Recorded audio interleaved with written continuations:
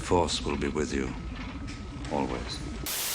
Hi everyone! Before this review starts, I want to say that this episode was brought to you by Animaniacs Podcast / TeePublic. It's where I got this awesome Freakazoid shirt. And if you want to get a shirt just like this, then go down below to the link below and check out Animaniacs Podcast / TeePublic. Go support them. They are amazing people, and I want to thank them again for allowing me to talk about them, and thank you guys again for the shirt. I really enjoyed it, and I'll be ordering more. The Force will be with you, always.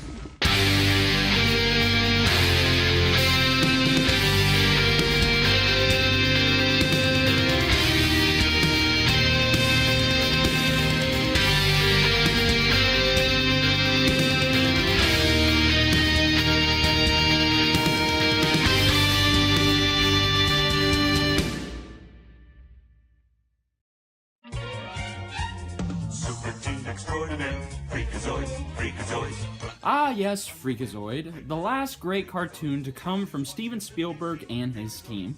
But for those of you who don't remember the show, because let's be honest, those of you over the age of 15 will arguably not remember it, but for those of you who are my age, let's go ahead and talk about it.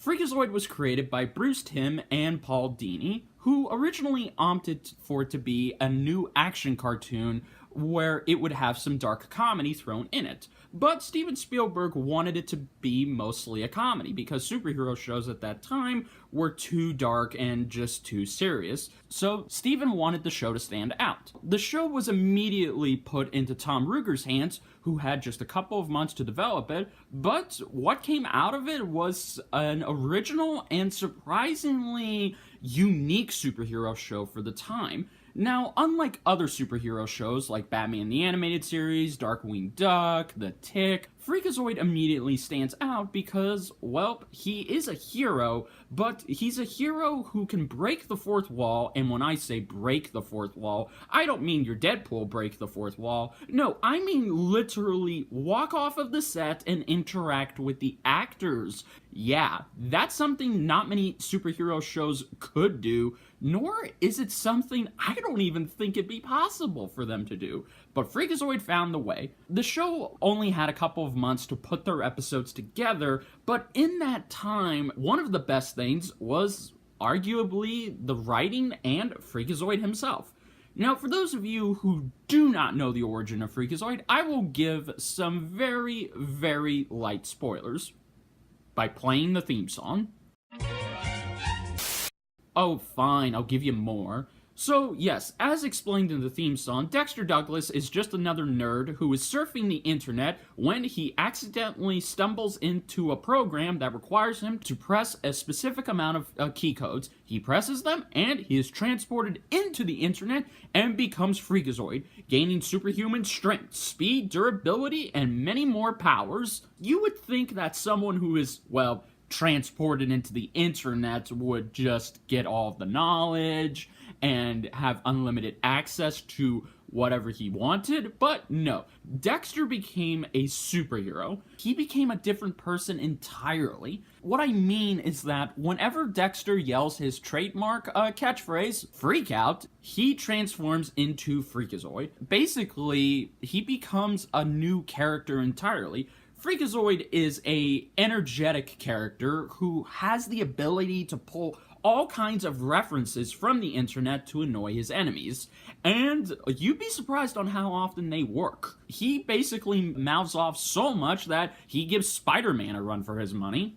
Now let's talk about the writing. As I just said, the writing had to be developed and crafted within a short amount of time.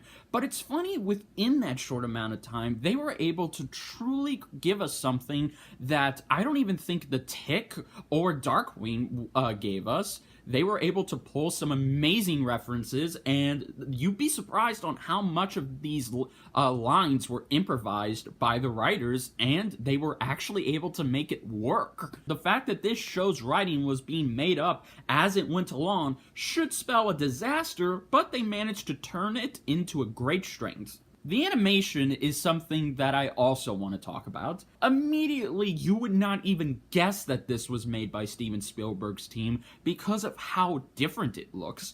Although you can definitely see that Bruce Timm's original style kept with the show, because he is the one who designed the show, and I was very surprised to see on how, if this show were to be in his hands, how much the art would have been able to change and really adapt as it went along.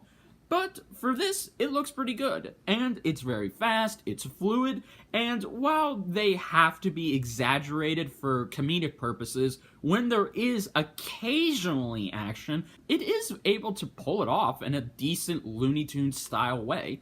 So yes, the animation itself is something to be marveled at, and once again, it just shows on how different this show can be when it really needs to be. As I just said, the writing and the animation are both top-notch, and they really go above and beyond. But how about the voice cast? Well, for the standard voice cast, it's actually pretty good. You, of course, have Paul Rugg, one of the show's writers, actually doing an amazing job as Freakazoid. In fact, if he didn't get the part, I don't think any other actor at this time could have been able to pull off the improvisation and just the exaggeration with these lines that Paul does. Again, Want to see something strange and mystical? No! Get out of here with that watch! Lay off the poor beavers, will ya? Jeez! Again, he makes it look so easy, and you could just have him do these lines over and over again, and he'd still be able to come up with an interesting way to make each one of them different from the last. You know, I like jousting so much I wish I could marry it.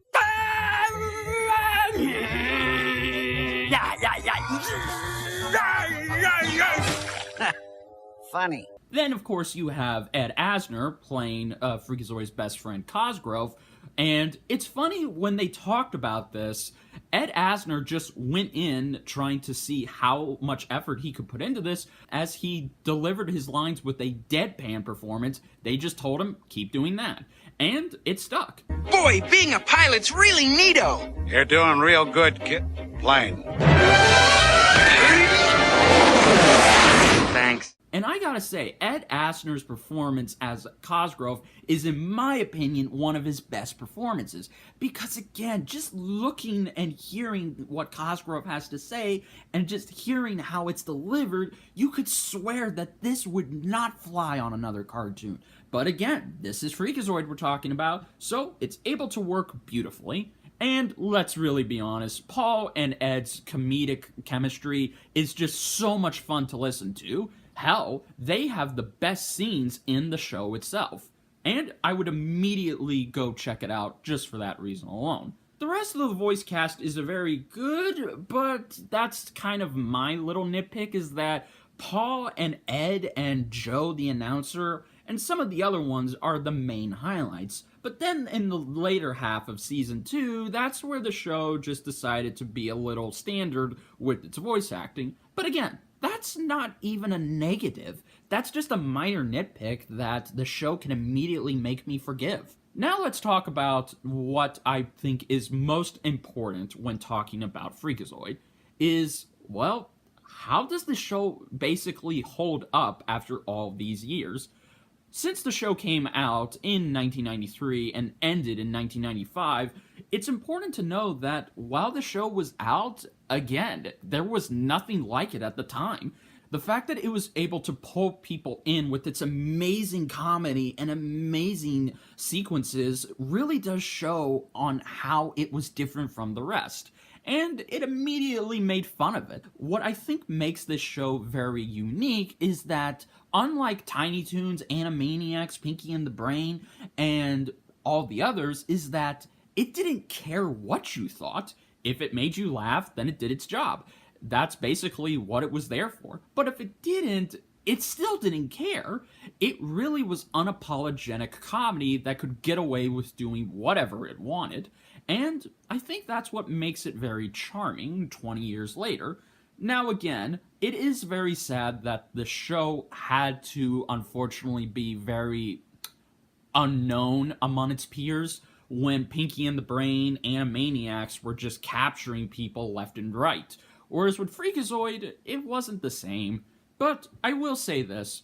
As the show came to a close, it really was sad that it didn't get a chance to catch on as it wanted to, but that's just me. And yes, I know you're immediately asking, that's well good and all, but what really makes this show special? What makes this show special? It really went above and beyond with no care in the world to make you laugh. It gave us an original superhero that, still to this day, is gaining his popularity back. And I really think there's something in Freakazoid that you really can't say you wanted to see, but you're glad you saw it. And I really think, at the end of the day, nothing I say, or anyone else for that matter, can really describe the phenomenon that is Freakazoid. Now, as my friend I have saw explained in her review, Season 2 is where things unfortunately had to take a drastic measure, because in the first season, we got little segments dedicated to not just Freakazoid, but other heroes too, such as Lord Bravery, the Huntsman, or hell, even some other ones that you swear were just mediocre, but they actually managed to turn these segments into one of the best parts of Season 1, and it is such a shame that they had to abandon it. As they explained, Season 2 needed to be different, and that is unfortunately sad, but while I enjoy Season 2, I do agree with my friend I saw. I think they should have kept what they were doing in Season 1 and really pushed it, because that's something else she brought up in her review, and something else I can agree with, is that Freakazoid in Season 1, he saved people, but it wasn't on a regular basis. He just did whatever he wanted to do. But in Season 2, he was required to be more active in his superhero role. But nevertheless, I do enjoy Season 2 and don't really think it's that bad. It's just, it really showed that the show had to take a drastic overhaul, and unfortunately, it wasn't good enough to keep it going past 2 seasons. Now, here's my final verdict for Freakazoid. As I just said, as I have been saying, the show just doesn't care. It has passion in it, but it's the kind of passion that you would think wouldn't be good, and you would just tell your friend, it's okay, you understand, but the world wouldn't get. And that's what makes Freakazoid so great. If it made you laugh, well then, its job was done, it could move on to the next, and it could show you in all the different ways you could laugh, and it could give you a superhero show that really makes you love it at first, but immediately makes you understand on just how much process goes into it. And I would say what makes this show very charming and very enduring to this day, it's not the comedy, it's not the animation, but it's the actual writing.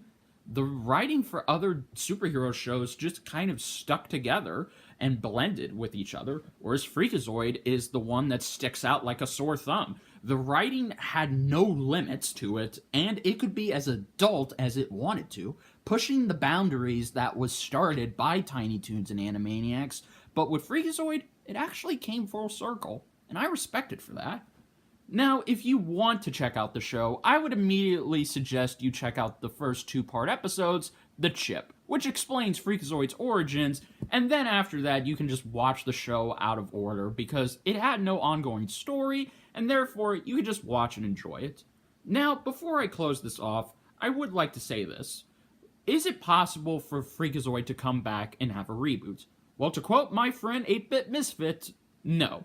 Because the show was too ahead of its time, and if it were to come back, well, then it wouldn't be as good as the original, and it would unfortunately be boggled down by people who want it to be what a Freakazoid reboot should be, but not what it wants to be. And unlike Animaniacs, which is coming back, I don't think Freakazoid can, because it did its job, and it's probably best that it goes on living as a cult classic. But that's just me. But hey, who would want to see a Freakazoid reboot anyway? Before I do end it once and for good, I would like to give a shout out to Blinky Productions. Blinky Productions is a fan film YouTube site that makes tons of fan films and has been making them for years. And what do you know? To celebrate Freakazoid's 20th anniversary last year, they made an awesome kick-ass fan film dedicated to Freakazoid. Now, I will dare not spoil this because I really think you guys should check it out. And while it is only less than 10 minutes, within those 10 minutes, I think you guys will agree if Freakazoid were to come back one last time, it would just be for this.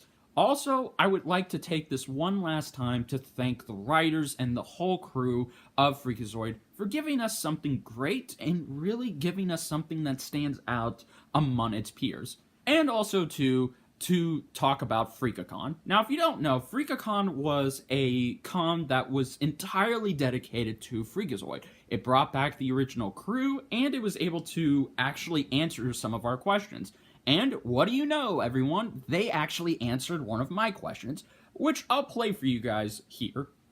Yes, okay. Anyway, Ricardo Monet writes, Paul, what was your favorite part about voicing Freakazoid? Oh, the residuals, I think.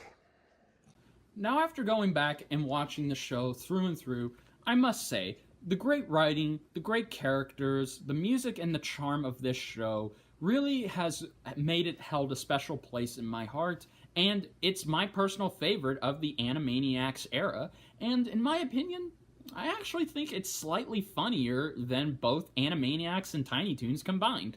What the hell do you mean slightly? You Jonas Brother knockoff, and how dare you make me bring up the Jonas Brothers? Well, first of all, you try making up a Disney reference that only millennials will remember, and second, I've already explained it, bro, but if you like, I can explain it to you privately. Yeah, no. I'm gonna go get my transporter. Hey, Kuma! Where's my dark transporter? Uh-oh. Well, guys, I better get going. God knows he's gonna track me down. So, yes, ladies and gentlemen, if you enjoyed this review, then please hit that like button. And if you are new to my channel, then please hit that subscribe button. And if you want to stay up to date with all of my videos and more, then please hit that little notification bell. And let's get a discussion going about this, guys. I really love to hear your thoughts. Do you remember Freakazoid? And do you want to talk about how this show was great? The good, the bad? Let's just talk about it overall. Let's keep Freakazoid in our hearts. I know I have, literally. But until then, ladies and gentlemen, this is Richard Cora Kenobi saying thank you all so much for watching. And one special message to the crew of Freakazoid. Steven, Tom, Paul, and all of you, thank you so much for giving me a great childhood show that I will never forget and will pass down, like all of us. And we hope that Freakazoid can come back in some way, but if he can't, then let's just keep him in our hearts, and let's never forget him and his impact to the world. Thank you, everybody. Goodbye.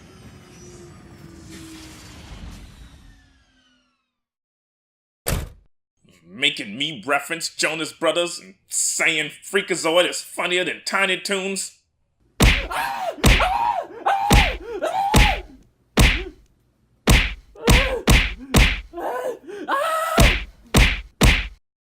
Now, get better writing skills next time you ask me to be in your videos. Oh, and by the way, man, nice work. Keep it up.